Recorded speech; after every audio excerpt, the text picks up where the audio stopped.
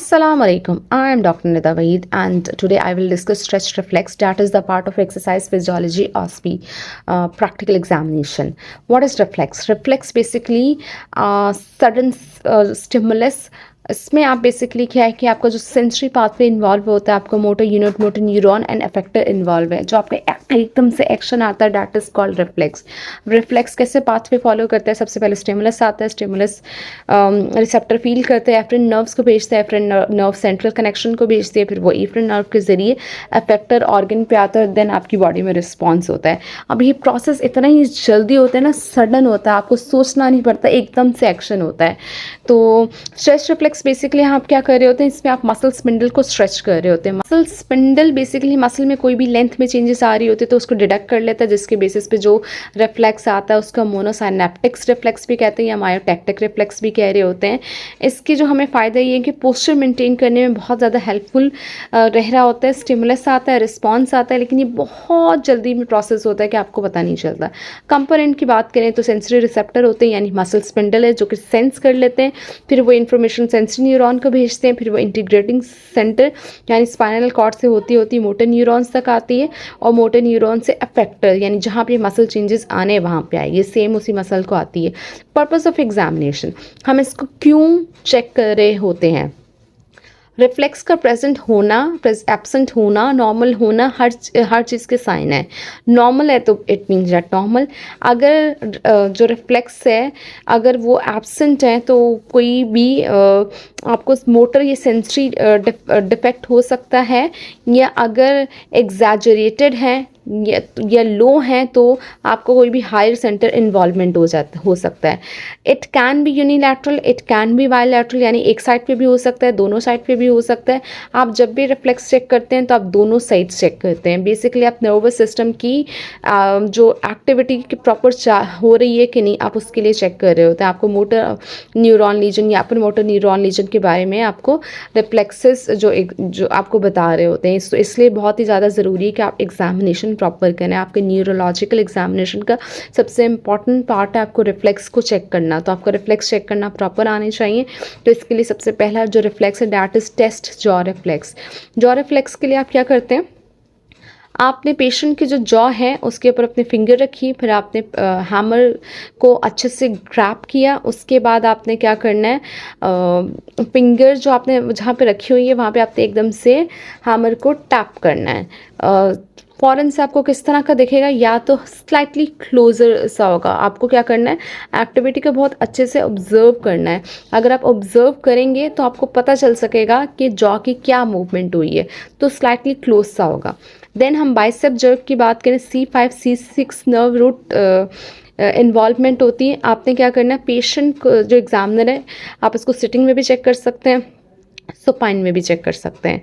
इसके लिए आप क्या करेंगे, जो भी एग्जामिनर है वो पेशेंट का फोर आर्म जो है उसको अच्छे से पकड़ेगा. उसके बाद जो है आपने सबसे पहले, अच्छा रिफ्लेक्स चेक करने के लिए आपको दो चीज़ें आपको प्रॉपर आनी चाहिए. एक तो आप टेंडन अच्छे से फील करें, और जब स्ट्राइक करें तो वो प्रॉपर होना चाहिए. अगर ये आप दोनों चीज़ें प्रॉपर कर रहे हैं तो रिफ्लेक्स चेक करने में आपको प्रॉब्लम नहीं होगी. तो सबसे पहले आपने क्या करना है, बाइसेप टेंडन को आपने फील करना है, जैसे महसूस हो जाएगा. देन आपने वहाँ पर जेंटली आपने क्या करना है, उसको पैल्पेट करके वहाँ पे आपने क्या करना है, हैमर से अपने स्ट्राइक करना है. नॉर्मल रिस्पांस क्या होगा, एल्बो फ्लेक्शन में जाएगी. आप विजिबल कॉन्ट्रैक्शन बाइसेप की भी देख सकते हैं. देन हम बात करते हैं brachioradialis reflex. C6 nerve root involvement है. ब्रेकियोरेडियालिस टेंडन जहाँ पे होगा वहाँ पे आपने क्या करना है, अपनी फिंगर को प्लेस करना है. पहले आपने टेंडन को फाइंड आउट करना है. फोर आर्म रिलैक्स होना चाहिए.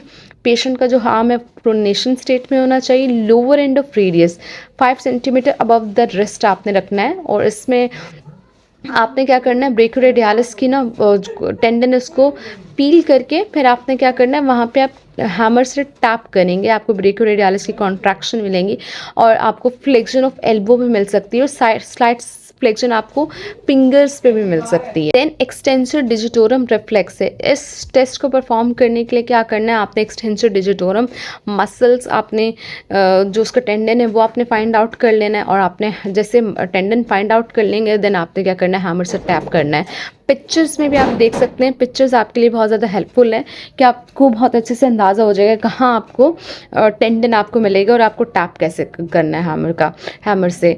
अगर रिफ्लेक्स एब्सेंट होता है तो it can be the indication of radiculopathy of C5, C6 and C7, the deep branch of radial nerve. Then triceps jerk है जिसमें आपके C6 और C7 के इन्वॉल्वमेंट है। सिटिंग में भी करवा सकते हैं, सुपाइन पोजीशन में भी करवा सकते हैं। आपने क्या करना है, पेशेंट का हाथ होल्ड करके रखना है, उसके बाद ट्राइसेप टेंडन को आपने महसूस करना है। एल्बो से 5 सेंटीमीटर आपको अबव मिलेंगे, वहाँ पे आपने जैसे हैमर से स्ट्राइक करेंगे आपको एक्सटेंशन ऑफ एल्बो मिलेगा और विजिबल कॉन्ट्रैक्शन ट्राइसेप्स की भी मिल सकती है। ये आपके अपर लिम्ब के रिफ्लेक्सेस थे। अब हम बात करते हैं लोअर लिम्ब रिफ्लेक्सेस की। So first you have to check knee jerk root involvement कौन सी L2 और 2L4 है।